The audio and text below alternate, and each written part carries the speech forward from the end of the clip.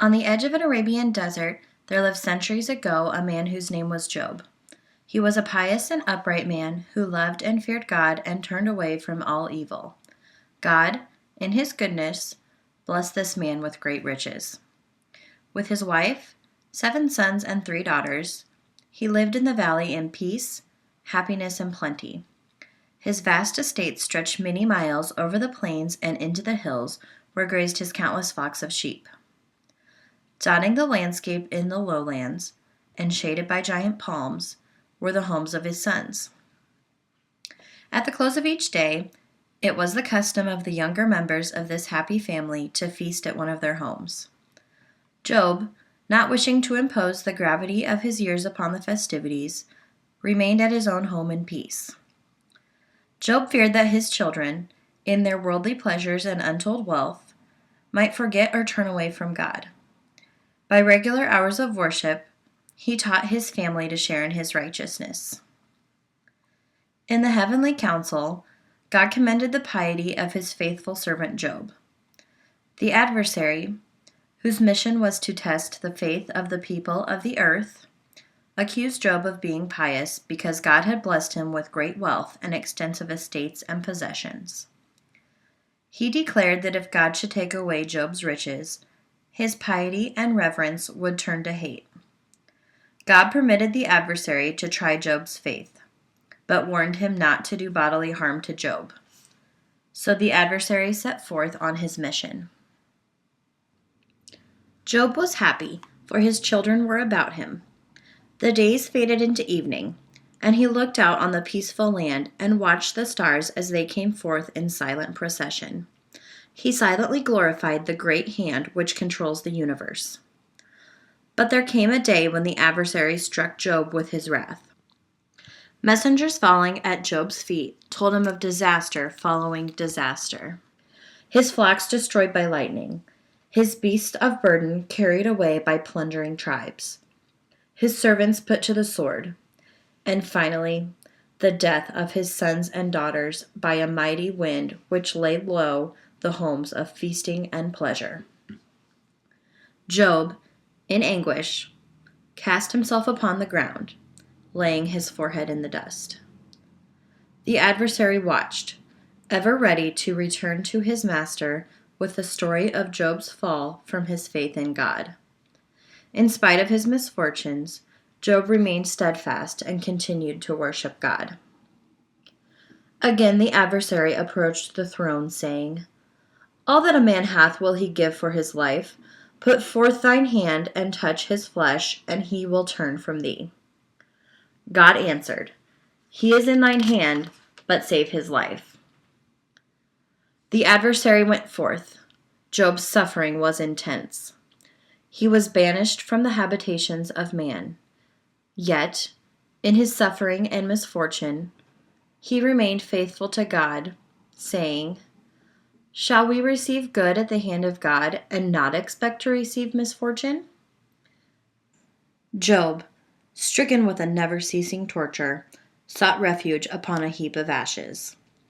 He was almost helpless, and his feeble efforts to arise from the ground provoked the mirth of the children who played about. His companions were beggars and outcasts. The day faded into evening. Again, Job heard the twilight songbird, but its strain had changed to sorrow.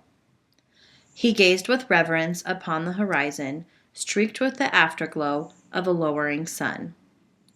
His eyes paused upon the ruins of the homes of his sons, and, in his troubled mind, again he saw the candlelights grow dark, one by one, until the last.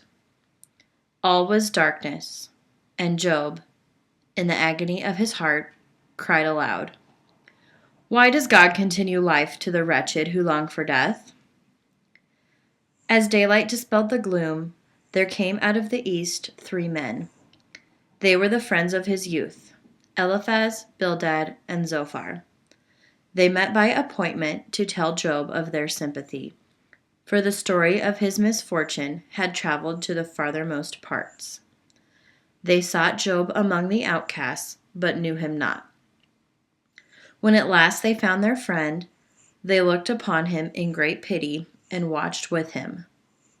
They knew that his grief and suffering were intense. They waited until Job, in his misery, broke the silence. At length Job spoke. "Let the day perish wherein I was born." He continued portraying a peaceful vision of death and release from earthly suffering. He awakened to his real condition, and his words rose like the storm after the lull. Why is light given to a man whose way is hid? Job spoke with the passion of despair and the bitterness of his misery. The eldest of his friends reminded him that calamity destroys only the wicked, and the righteous will endure. Again and yet again, the friends insisted that Job was being punished for sinful acts. Job replied to each in turn. He maintained his purity and righteousness and wondered at the work of God's divine hand. Job's cries to God to appear were heard by the Almighty. There came a wind whirling about the mound, and out of the tumult came God's answer. "Who is this that darkeneth counsel by words without knowledge? Where wast thou when I laid the foundations of the earth? Declare if thou hast understanding." So on and on the whispering of the wind asked Job, "Who shall make the sun to shine, and the moon to walk its silvery path? The troubled waters of the sea to be calm, and the rivers to flow their winding course? The rolling thunder and the flashing lightning to cease, the birds to sing their lay, and the beasts to roam the plain, and the earth to move in its appointed course?